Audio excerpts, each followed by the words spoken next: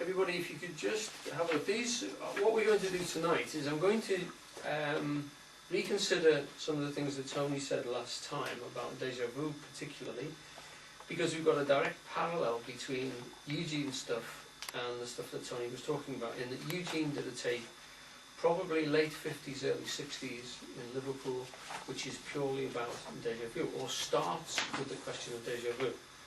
Is this you, or is this Eugene? This is Eugene. These are quotes taken from the tape. Because you didn't say so at the top. No. And you've got Tony, what's his name, at the back. Yeah, the reason why I haven't done that is because I haven't proofread it yet, so there might be mistakes. This is just a working copy for us today.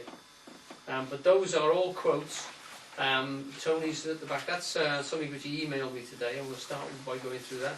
On the back of that, upside down, such is the nature of my photocopying skill, is an article about his ideas on Deja Vu, which is the first thing he sent to me, and I've included that as well. So you've got someone's opinion of what he writes about Deja Vu, and you've also got his sort of précis of that, which, because I phoned him, when I realised he wasn't going to be here, I asked him if he could represent himself so that I didn't misrepresent him when we talked about his ideas. So that's that there. So we'll start with that in a minute, and then we'll come through Eugene's description of what Deja Vu is, so that we can have looking for parallels and looking for any discongruities between the two systems. What I think happens, or what I feel is working, is that both Tony and Eugene would agree in terms of the psychological description of the mechanics of what might be happening, but Tony's description, I think, would be included in Eugene's larger description of his field description of what's going on, and what he called non-seriality, non-temporality. But to just go back and to recover what Tony said, I'd like you to turn to page 3. How Deja Vu fits into Is There Life After Death? Okay? So this is Tony writing this for us, and particularly, I think, from the other article.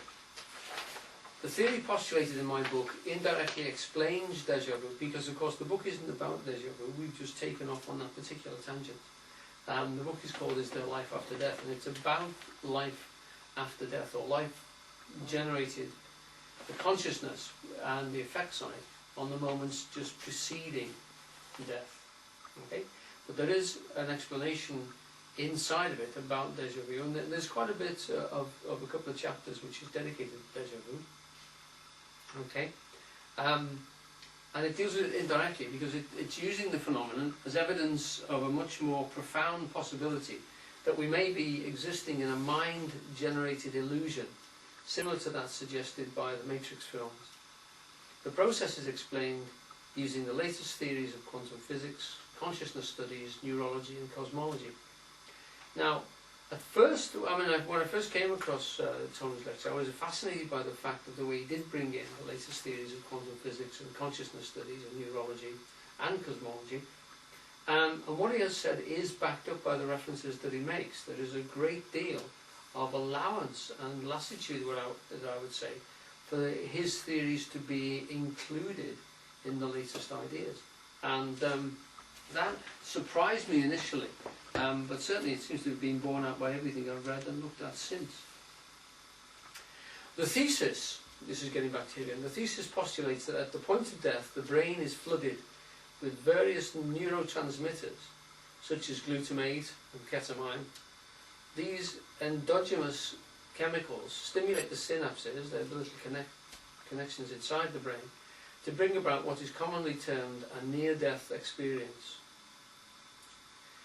For the subject, time perception begins to slow down, and long dormant memories rise to the surface and begin what is known as the past life review.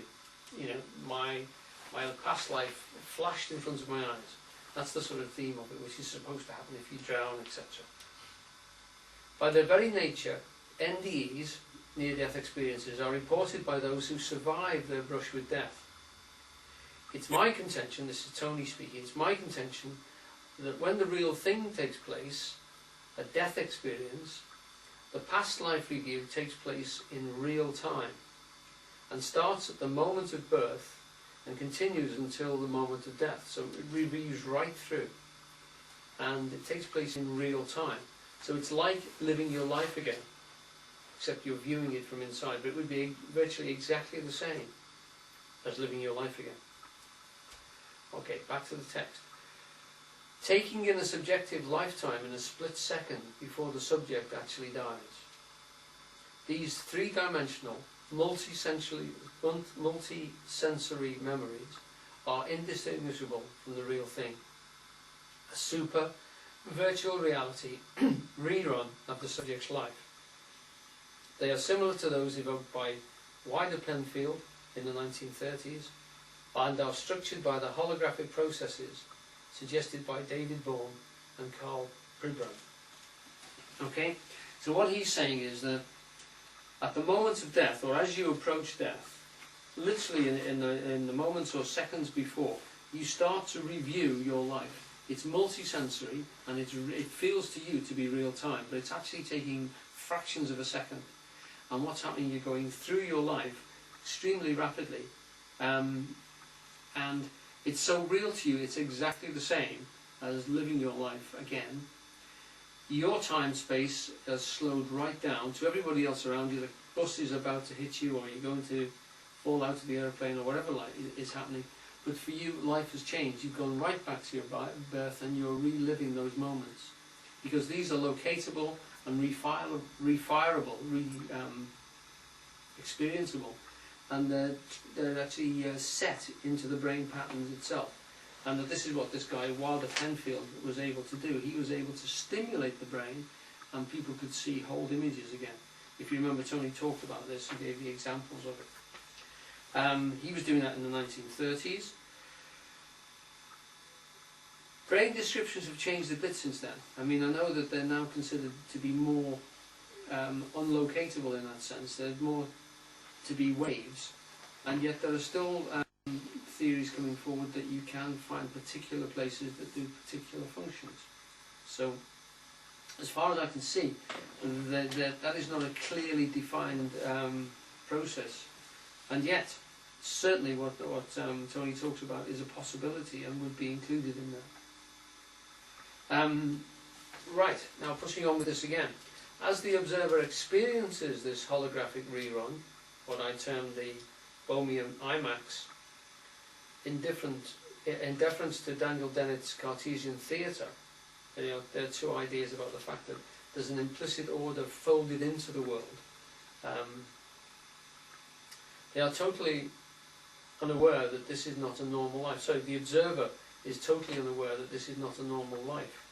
However, sometimes there's an error in the review mechanism, and the recording jumps, causing a short rerun. This glitch is experienced as a short deja vu.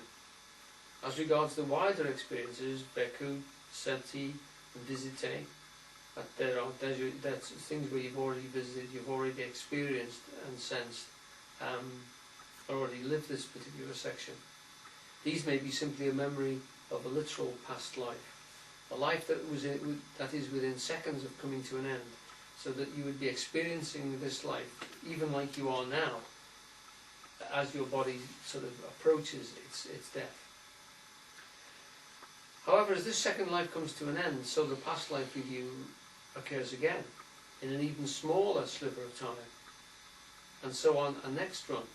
So each time you get close to this death experience, whether it's in your original real life, the virgin life as Tony calls it, or the second one, the time flashing through your life, maybe a second away from death, as that approaches death as well, you get another one. And then as that approaches death, you get another one, so that you have an eternal recurrence of your experience of life.